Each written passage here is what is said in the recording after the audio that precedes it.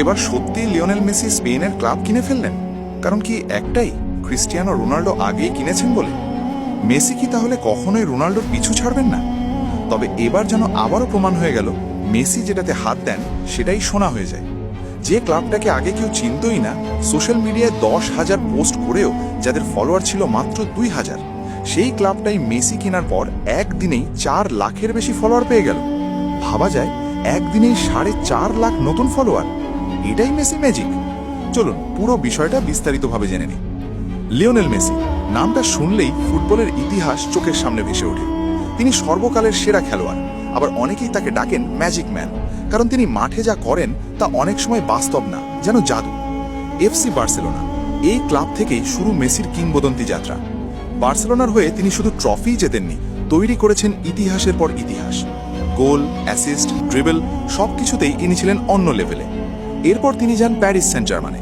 যদিও সেখানে সময়টা খুব বেশি ছিল না, তবু নিজের পারফরমেন্স দিয়ে প্রমাণ করেছেন তিনি যেখানেই যান সেখানেই পার্থক্য করে দেন। আর এখন তিনি খেলছেন ইন্টার মিয়ামি সিএফএ। এখানেই যেন আবার নতুন করে দেখা গেছে মেসি ম্যাজিক।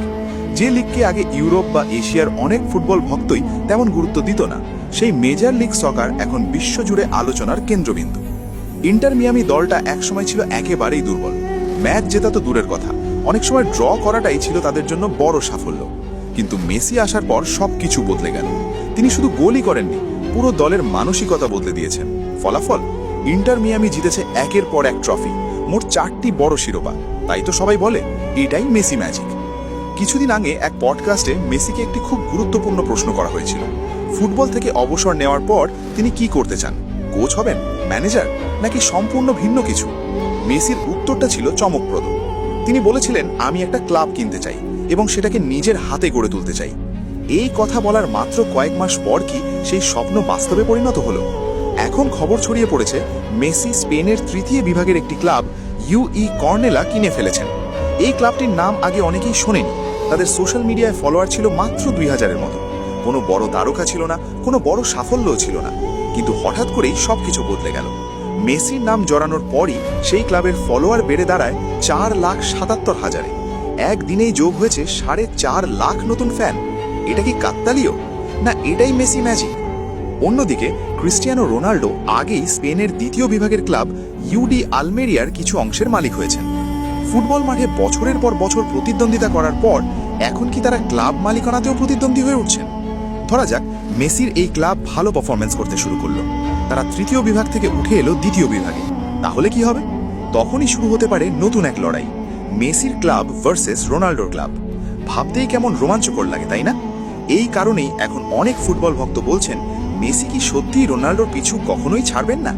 যেখানেই রোনাল্ডো কিছু করছেন, মেসিও কি সেখানেই নিজের উপস্থিতি দেখাচ্ছেন? তবে বিষয়টা অন্যভাবেও দেখা যায়।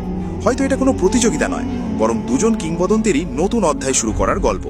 কারণ ফুটবল ক্যারিয়ার শেষ হওয়ার পর অনেক খেলোয়াড়ই কোচিং বা ম্যানেজমেন্টে যান, কিন্তু ক্লাব মালিক হয়ে সেটাকে নিজের হাতে গড়ে তোলা, এটা একেবারেই ভিন্ন একটি চ্যালেঞ্জ। আর মেসি যদি সত্যি এই পথে হাঁটেন, তাহলে সেটা হবে তার জীবনের এক নতুন অধ্যায়। তবে একটা বিষয় নিশ্চিত, লিওনেল মেসি যেখানে যান সেখানেই আলো ছড়ান। বার্সেলোনা, পিএসজি, ইন্টার মিয়ামি সব জায়গাতেই তিনি ইতিহাস গড়েছেন। তাই অনেকেই বিশ্বাস করেন এই ক্লাবটিকেও তিনি একদিন বড় মঞ্চে নিয়ে যাবেন। তাহলে কি একদিন আমরা দেখব মেসির এই ক্লাব লা লিগায় খেলছে? আর যদি সেটাই হয়, তাহলে কি দেখা যাবে এক অবিশ্বাস্য ম্যাচ, বার্সেলোনা বনাম মেসির ক্লাব? ভাবুন তো, যে ক্লাব মেসিকে কিংবদন্তি বানিয়েছে, সেই ক্লাবের বিপক্ষেই মেসির নিজের দল। এটা শুধু একটা ম্যাচ হবে না, এটা হবে আবেগ, ইতিহাস আর প্রতিদ্বন্দ্বিতার এক অসাধারণ মিশ্রণ। তখন হয়তো ফুটবল ইতিহাসে লেখা হবে নতুন এক অধ্যায়, বার্সা ভার্সেস মেসি। আর আমরা অপেক্ষা করব সেই দিনের জন্য, যেদিন মেসির নিজের গড়া ক্লাব মেসির সামনেই দাঁড়াবে প্রতিদ্বন্দ্বী হিসাবে। এটাই ফুটবলের সৌন্দর্য, এটাই মেসির জাদু। ভিডিওটি ভালো লাগলে লাইক, কমেন্ট এবং সাবস্ক্রাইব করতে ভুলবেন না।